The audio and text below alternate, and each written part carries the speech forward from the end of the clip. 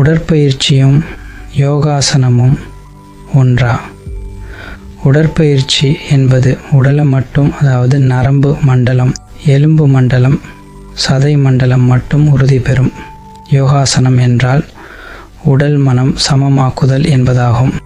யோகாசனம் செய்து வந்தால் உயிர் சக்தி விருத்தியடைந்து பலம் அடைந்து நோயற்ற வாழ்வுக்கு அடிப்படையாகும்.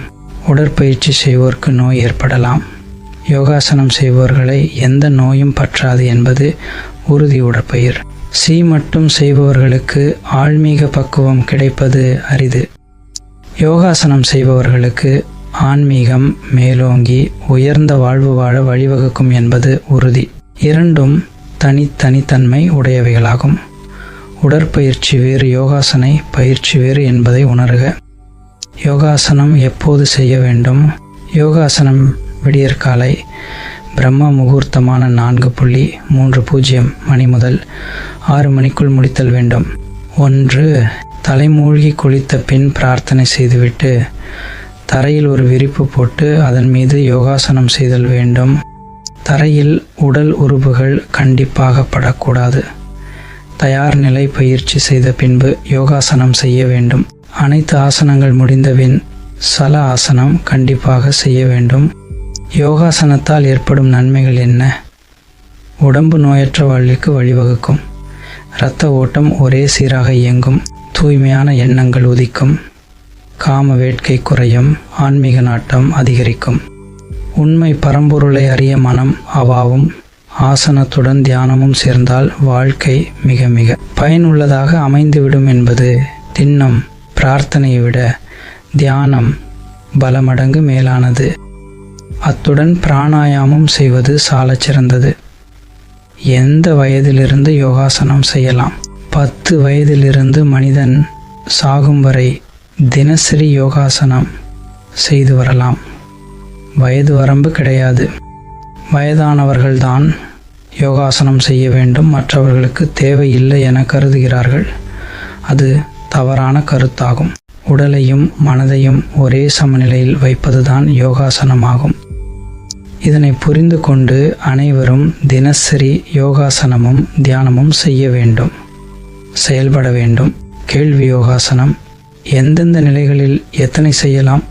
நின்ற நிலை ஆசனங்கள் 6. 1. தாளாசனம். 2. உட்கட்டாசனம். 3. அர்த்தநாடி சக்கராசனம். 4. பரிவர்த்தாசனம். 5. சிக்கியாசனம். 6. ஏகபாத ஆசனம். உட்கார்ந்த நிலை ஆசனங்கள் 7. 1. குதபாதாசனம். 2. பிருஷ்டகோணாசனம். 3. ஐநூராசனம். 4. பச்சிமோத்தாசனம். 5. வஜ்ராசனம். 6. பத்மாசனம். 7. குளிமுயலாசனம். ஒட்டகாசனம். குப்புறப்படுத்து செய்யும் ஆசனங்கள் 4. 1. புஜாங்காசனம். 2. சலபாசனம். 3. அர்த்த சலபாசனம். 4. தனுராசனம். யோகாசனம் என்றும் யாழும் உடலும் ஒருங்கிணைந்து செயல்படுதல் என்று பொருள். மமுயும் உடது இணைற்று செய்யப்படு பெதாயாட்சி பெறும் யோகாசனம் செய்யும் போது கடையிடிக்கவே. காலை 6 மணிக்குள்ளாக வெறும் வயிற்றில் செய்தல் வேண்டும் உத்தமம். நடையில் விரிப்பு போட்டு செப்ப வேண்டும். உடல் உறுப்புகள் தரையில் படக்கூடாது. தயார் பயிற்சி செய்த பின்பு நான் போம் செய்ய வேண்டும். ஒவ்வொரு ஆகலமும் போட்டு முடித்த பின் உடம்பை தாழ்த்தி கொள்ள வேண்டும், அதாவது 6 மேய்ப வேண்டும். அனைந்து ஆசனங்கள் முடித்த பின் சவ ஆசனம், சாந்தி ஆசனம் கண்டிப்பாக செய்ய வேண்டும். சர்வாங்காசனம், சர்வ அங்க ஆசனம் அனைத்து உறுப்புகளுக்கும் பயனளிக்க வல்லது. சிசுசானத்திற்கு பதிலாக இதனை செய்து 75% பெயர் பெறவாம் குரல் வளம் பெறும். தாளாசனம். பாதம், கால், தொடை தசைகள் பலம் பெறும். நயாசனம். குண்டிக்காய்கள் மறுபெறும். தொப்பை களையும். மயூராசனம். கல்லீரல் ஆரோக்கியமாகும். மஞ்சள் காமாலைக்கு நல்லது. ஏறுகுடல் இங்கு குடல் சரியாகும். மணிகட்டு. முன்னங்கை வரவு பெறும். புஜங்காசனம். தூண்டும். கூழ் திமிரும். முதுகெலும்பு மேல்பாக வரை நன்மை பெறும். தோள்பட்டை வலுப்பெறும். சலபாசனம். இடுப்பு வலிபறையும். தொந்தி கருங்கும். இதயம் பலம் பெறும். ஜீரண உறுப்புகள் கருகருப்படையும். கண் ஒளி பெருகும். அர்த்த சிரசானம். இரத்த ஓட்டம் தலைக்கு வரும். திசுக்கள் புதுப்பிக்கப்படும். சிரசாசனம் 5 நிமிடங்கள் மட்டும் செய்ய வேண்டும். பூரண கிடைக்கும். ஞாபகசக்தி அதிகரிக்கும். தனுராசனம் பயசிக்கல் தீரும். மூலவியாதி நீங்கும். வயிற்று கோளாறுகள் நீங்கும். தொத்திகரையும் சர்க்கலா நோய் தீரும். எல்லா கரப்பிகளும் நன்றாக வேலை செய்யும். கோமுக ஆசனம். யகாத ஆசனம் 2ஆம் பிரிவு. சுயசம் சமசீராறு மார்பு விரியும். ஆஸ்துமா நீரிழிவு வியாதிக்கு நல்லது. கண் பார்வை துல்லியமாக செயல்படும். நின்றபாத ஆசனம். ஏகபாத ஆசனம். சுவாசம் சமசீராகும். மார்பு விரியும். கால்கள் வலுவடையும். ஹாலாசனம் இளமையோடு இருக்க உகந்த ஆசனம். குதபாத ஆசனம் மலசிக்கல் தீரும். பெண்களுக்கு சீரான டாடி சுகப்பிரவசமும் ஏற்படும். சர்க்கரை வியாதிக்கு நல்லது. கிட்னி வலுப்பெறும். மூலவியாதி நீங்கும். திரிகோணாசனம் இடுப்பு வலுப்பெறும். ஊடலை சதை குறையும். கண்களுக்கு நல்ல பயிற்சியாகும். வஜ்ராசனம் சாப்பிட்டாலும் வயிற்றில் ஆகாரம் இருந்தாலும் செய்யக்கூடிய ஒரே ஆசனம். முதுகு தண்டு நேராக இருக்கும். தியானத்திற்கு நல்லது.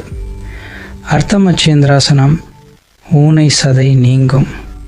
இடுப்பு அழகாக அமையும். விந்து உரம் பெறும். கெட்டி பெறும். காமம் அடங்கும்.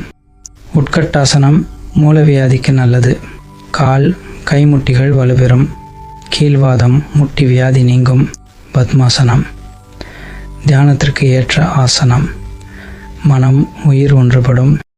முதுகு தண்டு நேராக இருந்து நோய் நொடி நீங்க உதவும். தினசரி 25 நிமிடங்கள் அவசியம் செய்ய வேண்டிய ஆசனம். உடல் மனம் ஒருங்கிணையும். உத்திரபத்மாசனம் உடல் எடை குறையும். பருமன் குறையும். ஊளை சதை குறையும். சவாசனம் சாந்தி ஆசனமாகும். இரத்த கொதிப்பு வியாதி அடியோடு ஒழியும். அனைத்து ஆசனங்கள் செய்தபின் 25 நிமிடம் வரை செய்யலாம். மனம் சஞ்சலம் நீங்கி மனபாரம் குறையும். மனம் நிம்மதி பெறும். உசர்படாசனம் தனுராசனத்திற்கு ஈடானது. கால் தொடைகள் முட்டிபடியும் நிலையில் செய்தல் வேண்டும். வயிற்று கோளாறுகள் நீங்கும். விபரீதகரணி முதுகு தண்டை நேய் செய்தல் கூன் விழுதலை தடுக்கும். வயிற்றுடபாதைகள் நீங்கும். பச்சிமோத்தாசனம் கண்மூக்கு வாய்க்காது மூளை நுரையீரல் நன்றாக வேலை செய்யும். ஆஸ்துமாய்க்கு நல்லது. முத்ரா பத்மாசன நிலையில் அமர்ந்து செய்ய வேண்டும். நீரிழிவு வியாதி நீங்கும். மகாமுத்ரா இரத்த ஓட்டம் சமசீராகும். மல்லாந்து படுத்து செய்யும் ஆசனங்கள். 1 உத்தனபாதாசனம். 2 மகராசனம். 3 நாவாயாசனம். 4 புஜபாதபிடாசனம். 5 விபரீத கண்ணை ஆசனம். 6 யர்வாங்காசனம். 7 ஹாலாசனம். 8 அண்டாசனம். 9 அர்த்த சிரசாசனம். எந்த ஆசனம் செய்தாலும் கண்டிப்பாக சாந்தி சவ ஆசனம் 20 நிமிடங்கள் வரை செய்ய வேண்டும். மிக முக்கியமான சிரசாசனம் 5 நிமிடங்களுக்கு மேல் செய்யக்கூடாது. ஒவ்வொரு ஆசனம் செய்த பின்பும் ரிலாக்ஸ் பண்ண வேண்டும்.